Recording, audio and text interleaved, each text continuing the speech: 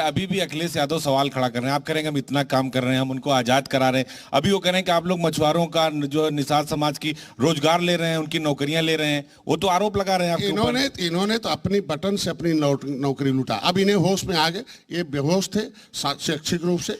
और जब ये इलेक्शन के समय 15 दिन आता था तो इन्हें पौआ पिला बेहोश कर देते थे।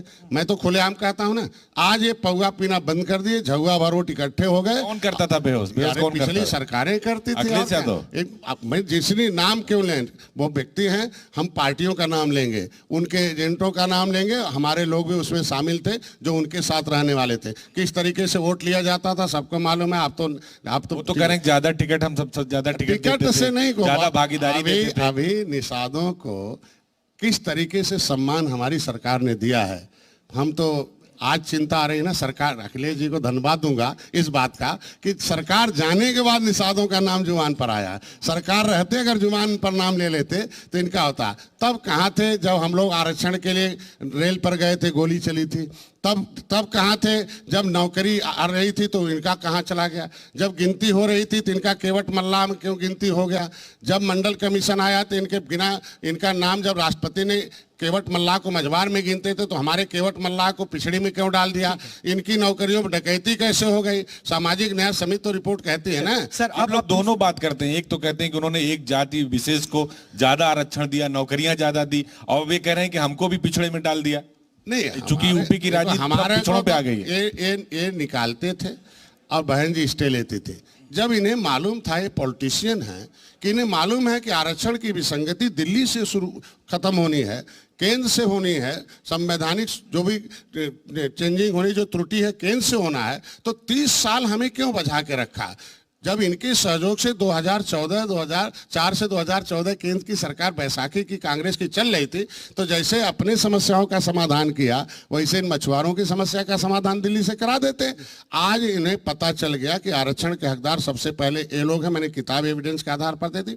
ये रिजिड हैं कि जिस तरीके से लेदरमैन को वाशरमैन को मिलता है, राष्ट्रपति ने लिखा है, तो उसमें फिशरमैन भी मझवार लिखा है। उसके आगे आज आरजीआई ने एक्सेप्ट कर लिया। पहली बार है 70 साल में, पहली बार है कानूनी रूप से सिस्टम से ये लोग अपने आरक्षण के अपने विकास के लिए। मैं दूसरे बिंदु पर चर्चा करता हूं। ये बिंदु आपने निषाद समाज का हो गया। अगर आप देखिए, इन्वेस्टर समिट चल रहा है, इन्वेस्टर समिट की तैयारी हो रही है, रोड शोज हो रहे हैं, आप लोग पूरी ताकत लगा रहे हैं, मंत्री रोड शोज कर रहे हैं, लेकिन आपको लग रहा है मत्स्य विभाग की क्या भूमिका रहने वाली है इन्वेस्टर समिट्स में? और क्योंकि हम प्रयागराज में हैं, संगम नगरी में है, और धार्मिक स्थलों को इस इन्वेस्टर समिट से क्या मिलेगा? देखिए, अभी मैं बहुत देशों की यात्रा की और उसे पता चला कि टूरिज्म उन देशों का बढ़ावा देता है और टूरिज्म उनके विकास में बहुत बड़ा महत्वपूर्ण भूमिका निभाता है। और इंडस्ट्री से ही रोजगार मिलते हैं और इंडस्ट्री से ही लोगों की संपन्नता आती है, समृद्धि आती है। लेकिन क्या कारण रहा पिछली सरकारों ने, क्या माहौल बना रखा था कि यहाँ के मजबूत लोग किसी भी देश में गए होंगे, बनारस के, इलाहाबाद के बड़े बड़े इंडस्ट्रीज हमें मिले बाहर, इसके मतलब वहाँ बाहर उन्हें मिल गया, बॉम्बे, दिल्ली, गुजरात में मिल गया उन्हें इंडस्ट्री लगाने का, लेकिन उत्तर प्रदेश छोड़ के भागे क्यों? क्योंकि माहौल खराब था। आज हमारा माहौल अच्छा हो गया, हम जीरो टॉलरेंस पर चल रहे हैं, हम वन विंडो सिस्टम है, हमारा बिजनेस पॉलिसी ऐसी हो गई कि अब वापस आ रहे हैं। और उत्तर प्रदेश में आखिर ये कोरोना में देखने के बाद पता चला कि कैसा रोना था कि हमने कई प्रधानमंत्री उत्तर प्रदेश से दिए हों, लेकिन प्रधानमंत्री भी यहीं से और मजदूर भी यहीं से दें।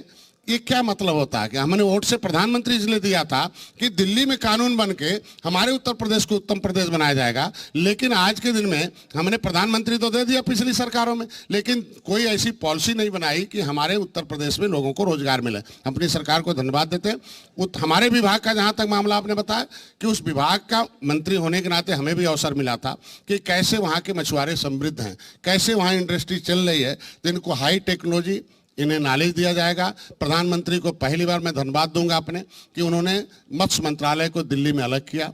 20,000 करोड़ रुपए पूरे देश के मछुआरों के लिए सब्सिडी की योजना दिया उन्होंने, ब्लू रिलेशन लगाया प्रधानमंत्री मत्स्य संपदा योजना में, फ्री का बीमा दिया और 60% सब्सिडी दिया है। निश्चित रूप से कुछ अधिकारी ऐसे बदमाश हैं अंदर कि कानून बनाते समय किसको सुविधा मिलेगी किसको नहीं मिलेगी, कुछ न कुछ नेग्लिजेंसी करते हैं, जिसकी वजह से प्रधानमंत्री मत्स्य संपदा योजना में मछुआरों का नाम नहीं अलग से लिखा, उसमें लिख दिया SC/ST को 60% मिलेगा, महिला को 60 मिलेगा, सामान्य को 40 मिलेगा। अब निवेश आ जाएगा आपको निश्चित लगता रूप से निवेश भी आएगा, उत्तर प्रदेश में रोजगार भी बढ़ेगा, यहाँ इंडस्ट्री भी लगेगी। प्रधानमंत्री मुख्यमंत्री संपदा योजना जो हमारी बनी है उसे जन जन तक पहुंचाएंगे। इन्हें जाल के साथ, इनके मछली के साथ इन्हें नौकरी भी मिलेगी, इन्हें रोजगार भी मिलेगा। इनको भी हम इंडस्ट्री लगाने में, इन्हें जब ट्रेनिंग दिलाएंगे इंडस्ट्री में, तो भविष्य में मैं उनका नेतृत्व करता हूं।